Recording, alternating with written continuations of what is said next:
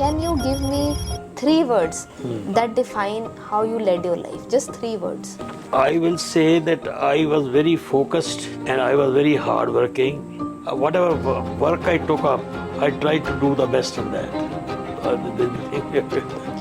So what was one big challenge you think you faced during your... I think the starting with posting in Spiti itself was a big challenge. You started civil services at a very young age. So that's why I chose as my first field assignment as SDO Civil Spiti. So I was allocated to Punjab and therefore I had to give up my assignment in Spiti and move on to Punjab. I'm talking about the year 1963. So I think while working in Spiti, I found the job was really very challenging.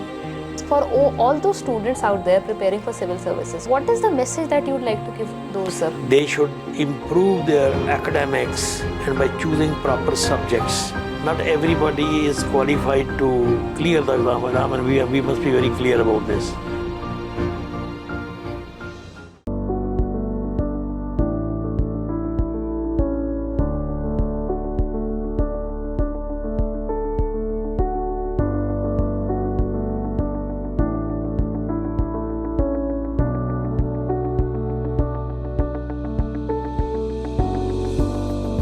Hello everyone, welcome back to my YouTube channel, and today it gives me immense pleasure to be welcoming Mr. Ajit Singh Chatha on my YouTube channel. Sir, thank you very much for agreeing to come aboard on our channel, and thank you for being here. Thank you. Can you please give us a quick introduction about yourself?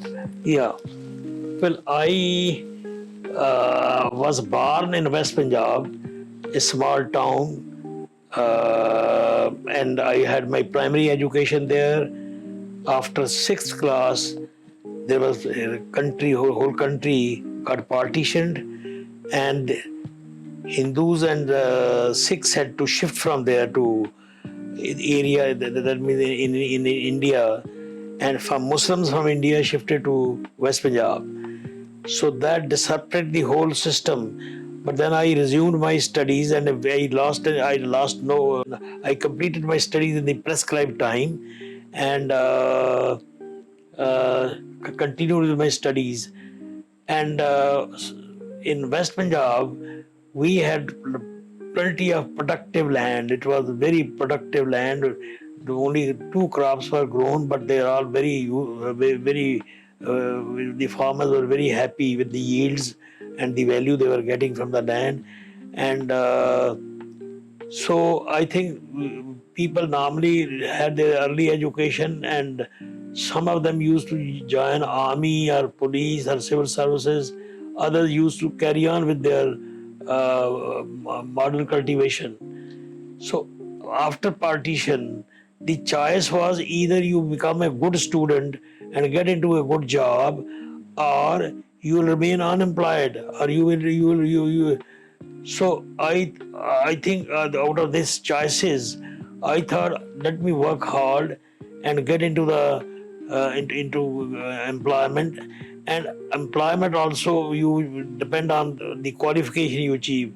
So after my high school, I did my engineering, and after completing my engineering, I was a good student, so I topped the class. And after becoming an engineer, again the various choices. Either you go and work as an engineer in departments like PWD, irrigation and power, or compete for the civil service. So I found civil service very attractive, but I did not know whether after doing my engineering I am eligible for this. But when I found that I am eligible, I made a choice of subjects, and I took the competitive exam, and I was lucky to have been selected and with a high merit. And therefore, while allocating cadre, the government of India, these are RDS services are managed by government of India, and once you are selected, then you have a cadre choice. If you are high in merit, you get your state. If you are not in proper merit, and there are too many people from that state in the selection list, then I think choice becomes you don't get your choice. So I was lucky to have got Punjab cadre. And in any case, in those days, Punjab was the best administered state. I'm talking about the year 1963. And so I thought, I will now, the field is free. If I work hard and work sincerely, then sky is the limit. But I have a question here, sir. That what prompted you to join the civil services? जितना उस time बहुत because सारी reasons होंगे. I thought that I had choices, either work as a clerk or a babu, or work in PWD, or the scope was limited. When I read there was a booklet indicating background of all India services, their syllabi, and the choices before the students after clearing those exams. So I thought, since I am a good student and and I'm hardworking, it's better that I try for highest civil service, because you'll get a lot of satisfaction if you get a good job. For example, if I had joined as assistant engineer, I could have worked up and at the most gone up as executive engineer, superintending engineer, or if I'm lucky, if the vacancies are there, then maybe chief engineer. But in the IAS, you join and you start working as sub-divisional officer, and then you become secretariat, you become deputy secretary or joint secretary, and then you are in fact, IAS gives you a lot of choices, job choices. Once you get into the IAS, you don't have to stay on in one job. You can work as in the subdivision. You go to the field, you become SDM or deputy commissioner, and otherwise in the secretariat you are deputy secretary or joint secretary, and later on you get promoted as secretary to the government. You can also have a choice to go to work with the government of India. Government of India doesn't, it has lower level secretariat, but all higher jobs are managed by people on deputation from various states to the central secretariat. So you get so IAS in a way gives you a lot of choices. You don't feel bored. You don't get stuck up into one job only. And the variety of jobs and the variety of opportunities, and you can go serve either with the state government or go on deputation to Government of India and work there and come back and go back again if you like to do it. So that's one reason why I prefer joining the IAS than joining other jobs. For other jobs, opportunities are there, but you can't. There is a limit to up to which you can go, and plus the variety of jobs, you never feel bored.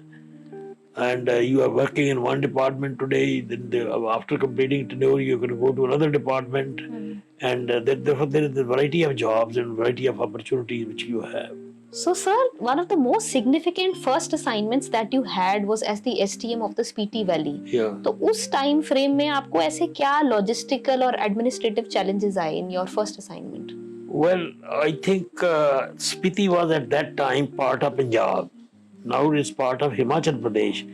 So I was only selected officers who can face climatic problems, who can face other kinds of difficulties in living.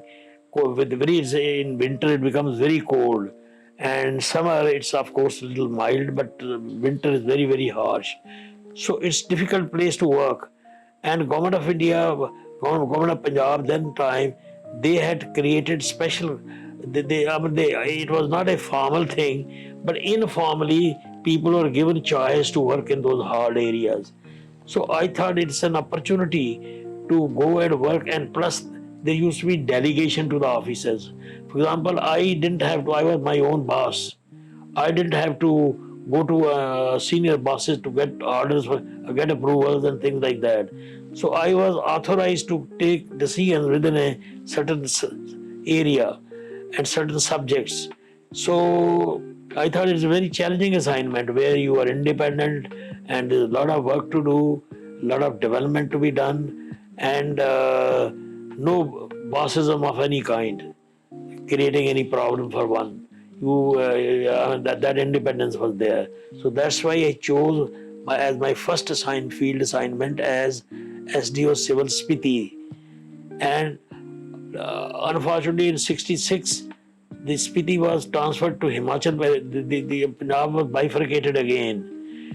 And one state was converted to three states: Himachal, Haryana, and Punjab. And the whole cadre was also split. So I was allocated to Punjab, and therefore I had to give up my assignment in Spiti and move on to Punjab, where I was posted as Deputy Secretary Irrigation and with some other departments. So I think while working in Spiti, I found the job was really very challenging. A lot of tourism, tourist spots to visit and see, and moving up and down. And there was a valley in which the river Spiti flew.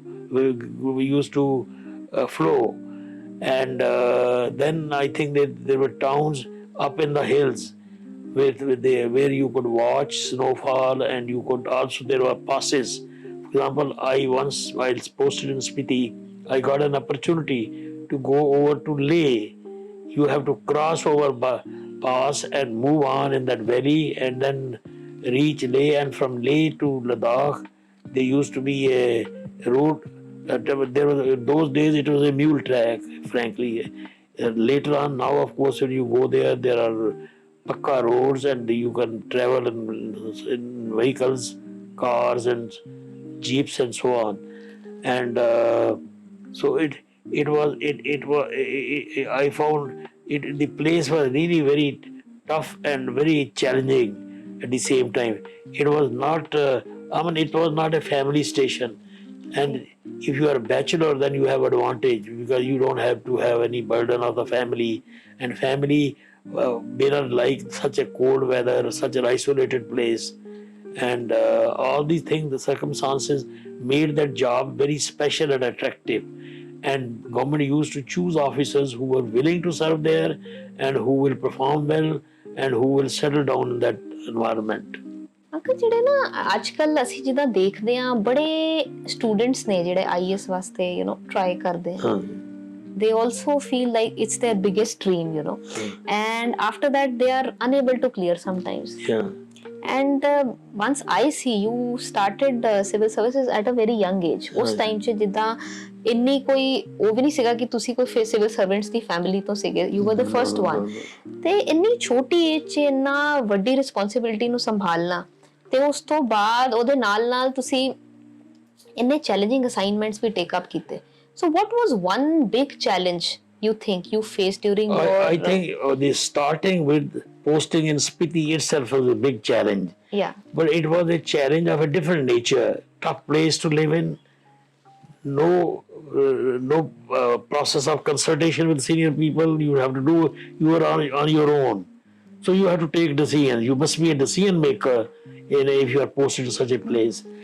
And plus hard life. And no colleagues, people, because in subdivision there's only one officer. So there's certain amount of loneliness, and you have to work independently, and you should be a decision maker. So these are some of the things which one has to face, and plus of course traveling. Although I had been provided with the ponies and horse, but I always preferred walking on my own, and I enjoyed living and working there, frankly, because I think A, challenge, B, no interference from any quarter. There was no boss. So you are your own boss there. Okay. So which is one advice you would give to our viewers today? How did you manage your emotions versus your decisions and versus your mind? ये तीनों चीजों में एक balance बैठाना is always a problem that people face. Well, it's a problem, but I think nature teaches you all this once you are thrown into a situation. For example, in those days, while reporting to subdivision in Spiti, I had to travel by road from Shimla to there are small towns. After that, it was all there was only footpath. So I had to walk for about 10 days to join my headquarters. So that itself teaches you a lot of things. You are in the situation. Plus, I think having joined there, I had to see that I had to develop my own style of working, and whatever situation I was facing, that is why you have to you have to face you are likely to face some situation, and you should be able to take decision as to how to resolve the situation. This is one of the characteristics which you have to imbibe. Nobody can teach you these, but you have to have your own training and mechanisms to yeah. And I was more challenging. It was a growing town, industrial town. On the other hand, Patiala was okay socially, but it was, as compared to Ludhiana, it did not have that much administrative activity or challenges. Sangrur was like a village. So one sees all these kinds of things, and ultimately it is Ludhiana which taught me as to how to be a good administrator, because challenges were there and opportunities were there. So after completing my tenure as districts, I was then I think Gyani Zail Singh came in as chief minister. So he picked me up. He says Punjab needs a lot of, we have to create a lot of employment opportunities. So I said employment opportunities for educated people will require that you industrialize. Punjab is not fit for industrialization because it's a border state, and plus it doesn't have the abundance of raw materials and other opportunities to bring about new industries. So we'll have to work out. There are some areas where, for example, electronics and electrical engineering, these are fields where local raw material is not important, only technology is important. So you have to get it from sources like, in those days Bangalore was known, some such towns were Calcutta, Bangalore, and these are the areas where industries were there. You could talk to those people and emulate them and bring about industries. But sir, this brings me to a very important question, that the pinnacle of your career came in April 92 when Chief Minister Beant Singh appointed you as the Chief Secretary of Punjab. Yeah, that was the last, toward the end of my life, I was, and Beant Singh, after a spell of president's rule for 7-8 years, when terrorism was at its peak, and all economic activity has come to a standstill.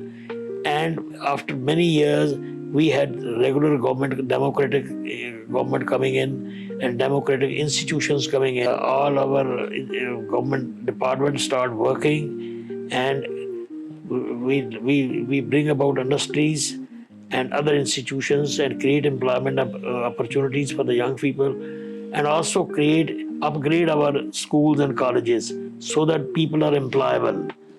So I think but when Beant Singh came, soon after there was terrorism again, for a short time, for 6-8 months. But I think it was stamped out, and normalcy came back, and then we started a process of rehabilitation of our departments so that they can start working properly, and they have proper plans. And similarly on the financial side, meanwhile, because of terrorism and police force having multiplied many times, our budget became very tight. So some resource mobilization had to be done. This was another big challenge we met. Resources came in, and with them the department started working. Some new project schemes came in, and in the process state, a certain amount of normalcy appeared on the scene. So, but unfortunately, after 3 years, Mr. Beant Singh, he had been CM for more than 3 years. He got killed, and once again, Punjab law and order situation became abnormal, and the process of development. Meanwhile, my retirement also came in. So I retired from government service, but government wanted to use my experience and things like that, and therefore there were some opportunities like Punjab State Electricity Board. The chairman is normally, they can either, now they appoint mostly engineers, but in those days IAS officer, and before that ICS officers used to come and handle this institution. This was a big department in the government, Punjab government. So I was made chairman of the State Electricity Board, and power supply is one of the very important inputs, both for proper living conditions and as well as for industrial development and for after energy is the main thing any time. Today it's still more important. So even in those days, electricity boards had to be run properly and see that everybody gets connection in time, and they can set up industries. They can or work on their own or live with proper amenities. Sir, so my question to you is that normally after retiring from the civil services, people either step back from public life, क्योंकि सारी उम्र आप public life में limelight में रहते हैं, but you decided to enter the corporate world. So what prompted you to take up that decision at that time? Well, I thought, the chief minister of that time, he invited me over. He says, you have necessary background experience, proper attitude to do some work which you normally don't do when you are employed in a department. And firstly, he asked me how to put the state in proper shape, how to initiate development process. So I said, we'll study the whole process. I will have few people to assist me and work with me, and we prepared a report as to what kind of industries can be brought to Punjab, what institutions will have to be created to do it. So we submitted a report, and based on that report, and various departments were asked to work out their own plans and schemes and of development. So this section brings me to the end of this podcast. It is not the last question, but this is a question that I personally wanted to ask for all those students out there preparing for civil services who get disheartened in life that ये हमारा नहीं हो रहा तो क्या होगा, because civil services is an exam of that high order. Yeah. So what is the message that you would like to give those? Well, I will like them that they should improve their academics by working hard and by choosing proper subjects. Not everybody is qualified to clear the exam. I mean, we must be very clear about this. But if you have that ambition, then you must be prepared to put in a lot of hard work, a lot of studies, and you may have to take up subjects which are beyond your scope. For example, I had not studied history as a subject. I had not studied political science as a subject. I had studied only as an engineer, I had studied prime movers as a subject and thermodynamics and things like that. So for me, beside those two subjects, I had to take art subjects and work hard and come up to the level of those people who have studied those subjects in their school, college, and later. So it is a competitive exam and it is a very difficult exam. And I think out of, let us say, 10 lakh of people who appear in the exam, only 10,000 are finally selected. And they also have to face then an interview. And in an interview also the marking takes place, and then they shortlist about 1,000 people. 1,000 people, out of them about 100 go to the IAS, another 1,800 go to the IPS, and then there are central services, and so people are allocated various services and departments, so the number gets reduced. But although these subjects and the criteria and also the nature of the exam, the structure of the exam have undergone a lot of change in the last about 8-10 years. Now a lot of new subjects have come in. In my time, there was 3 subjects you have to compulsorily compete. One was English essay, general English, and general knowledge. Beside these, out of 22 optional subjects, one had to take at least 3. Then you qualify for IPS and for central services. Then there was another group of 25 or 30 subjects, out of which one had to take 2. If you want to compete for the foreign service and the IAS, you have to take those 2 papers also. So in odd, 3 plus 2, 5 plus 3, 8. 8 subjects. One had to 8 papers, prepare for 8 papers and 8 different exams, and which was very difficult for people. You have to go beyond your normal studies and normal. So what I'm trying to understand here is that the subject choice matters the most. Yeah, you see, they have, for example, there are 3 compulsory subjects: English essay, general English, and general knowledge. This everybody has to take. After that, there are about 24 subjects, optional subjects: physics, chemistry, history, political science, and like that. Out of which you may have studied some of these or you may not have. You have to pick up at least 3 subjects there. Then you qualify for IPS and central services. So sir, what are the 2 other most important takeaways for IAS aspirants out there who get disheartened and उनके लिए उनकी तैयारी के methods work नहीं कर रहे? Well, I think they should take subjects in which they are interested. For example, there are many people who prefer taking history, political science, or subjects of their own profession. For example, now there are 2 engineering subjects, and there is physics, chemistry, and those normal papers. And beside this, toward the end, after you are given the written exam, there is an interview where 5-6 old officers, retired officers, or scholars, vice chancellor of universities, they sit and interview each candidate.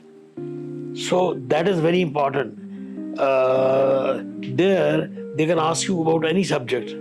Normally they will go into your background, and if you have been students of science, most of the subjects in the scientific world will come in. Or if you are arts, then they'll take. But it is not necessary. Anybody sitting there as a member can ask you about any question. So you have to be prepared with that. So you have to be prepared. And I was so lucky that every time I appeared twice for this. Once for the central services, when I found that I haven't done well, but I did perform well. The other was IAS when they took up the additional papers. So every time I went for interview, I had a very high score, because I could guess that looking at my background, what kind of question they would ask. For example, one of the questions they asked me was, out of hydropower and thermal power, which should be chosen? These things are very clear, right. But these are old times. Old times and old questions. So if you have that background, you can tell them that if you have hydro, if you have fuel sources like coal, perhaps you can put up generating power, thermal power plants or others, and use that electricity for industrialization or for domestic uses. So sir, now this brings me to the end segment of the podcast, where I want to ask you, can you give me 3 words that define how you led your life? Just 3 words. Well, I will say that I was very focused and I was very hardworking, and I was whatever work I took up, I tried to do the best in that. At this age also you are so energetic. ਤੇ ਤੁਹਾਡੀ energy ਦਾ ਰਾਜ਼ ਕੀ ਹੈ? ਤੁਸੀਂ ਇੰਨੀ research ਕਰਦੇ ਹੋ, ਇੰਨਾ ਪੜ੍ਹਦੇ ਹੋ? I have passed through a very difficult time. I was unwell for many years, but now lately I have a very regular life. I do yoga five days a week. Then I study, and then I meet a lot of people. ਉਹਨਾਂ ਨਾਲ ਗੱਪਸ਼ਪ ਲਾਈ ਦੀ ਹੈ. So That's the raz of yeah, it. yeah. ਖਾਣ ਚ ਤੁਹਾਨੂੰ ਕੀ ਪਸੰਦ ਹੈ? ਖਾਣ ਕਿਹੜੀ ਦੇ ਵਿੱਚ dish ਮੈਂ ਖਾਂਦੇ ਹੋ? very little. I'm basically a vegetarian. Vegetarian.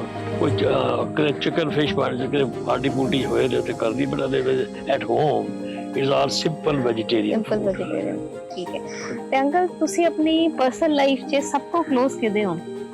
ਮੈਂ ਪਰਸਨਲ ਲਾਈਫ 'ਚ ਇੱਕ ਮੇਰਾ ਦੋਸਤ ਸੀ ਬਿੰਦਰਾ IAS ਸੀ ਨਾਲ ਮੇਰੇ ਅੰਡਰ ਟ੍ਰੇਨਿੰਗ ਰਿਹਾ ਬੜਾ ਉਹ ਵਿਚਾਰਾ ਹੀ died last year.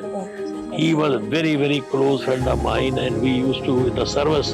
He joined the service when I was Deputy Commissioner Patiala. If there was somebody close to me, it was Mr. Ajit Singh Chatha. After my I started 11th and 12th class. So I was then about 18 years old. And this is a photograph when I was in service. That's my mother and my masi. Okay. They died long time back. Because it's a very beautiful picture. Yeah. Very nice. My masi was a very beautiful person. मेरी mother ਦਾ ਥੋੜਾ ਰਗੜ ਜਿਹਾ face C, but she was very intelligent. In fact, we all give credit to her. ਕਿ ਉਹਦੇ genes ਜਿਹੜੇ ਨੇ, that is what. Like mother's the genes ਤੁਹਾਡੇ ਚ ਆਏ. Very nice. I think this is a time travel. That's Iqbal with his two sons. Okay. Who has just done their 12th class and are moving on to US, California. Thank you very much Thank for you, Ji. coming here. Thank you so much.